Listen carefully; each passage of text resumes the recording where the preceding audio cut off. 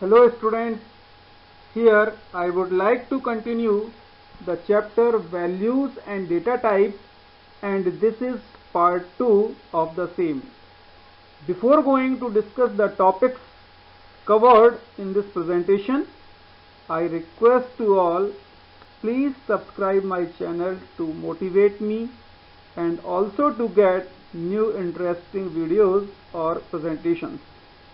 In this presentation, you will see about data types, variables, and symbolic constants in detail with suitable examples. Data types. As we know, when we design a program to perform any operation, we need some values, and these values are referred to as data. Let us take an example. To calculate the area of a circle, we use the formula pi r square. Here, the radius of a circle may either be integer or be real, but the value of pi is always real, that is 3.14. So, we get the final output, that is the area, in the form of real value. So, in a program, it is necessary to define the type of the variables to hold the values using data types. Each data type is already defined in the form of keywords in Java library. In this slide, you can see the hierarchy of data types. Basically, data types are classified into two categories: primitive data types and non-primitive data types. Primitive data types further classified into four parts. These are integer, real, character, and boolean. Integer data types are byte, short, int, and long. For real values, data types are float and double. These are the keywords. Char keyword is used for character type values, and boolean keyword is used for logical values or boolean values, that is true or false. Non-primitive data types are class, array, and interface. Now move to primitive data types. Primitive data types are fundamental data types defined in the form of keywords. Keywords byte, short, int, and long are used for integer values. All data types have its own size, range, and default values as given in the table. In this slide, you can see the data types along with its size, range, and default values for real values, character values, and boolean values respectively. Now, non-primitive data types.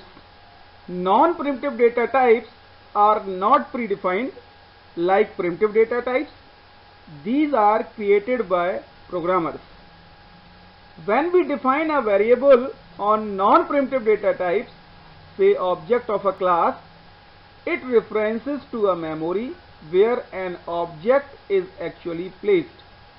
That is why non-primitive data types are also known as reference data types.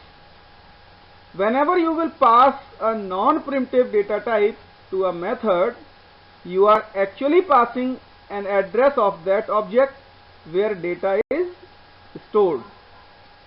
The default value of any reference variable is null. Class, string, array, interface are the types of non-primitive data types. Now you can see about the variable. Variable is the memory location where value is stored assigned to the variable. Another aspect is that the value that can be changed at the time of program execution is called a variable. Way to declare the variables, related examples with schematic diagram is given in this slide. In this slide, you can see how can you initialize the variables. Initialization refers to provide the values to the variables. First, go through the syntax and connect the examples for the same. A variable can be initialized along with the declaration in a single statement and also be initialized after the declaration statement. Next is dynamic initialization. When variable is initialized during the execution of the program is called dynamic initialization. In other words, you can understand if the value of the variable is fixed, such type of initialization is known as static initialization, or simply we use the term initialization only, as you can see in the first statement of given example.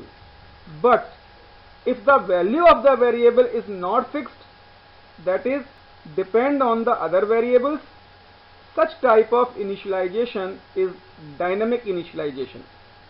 In the second statement of example, the value of the variable b is depend on the value of a.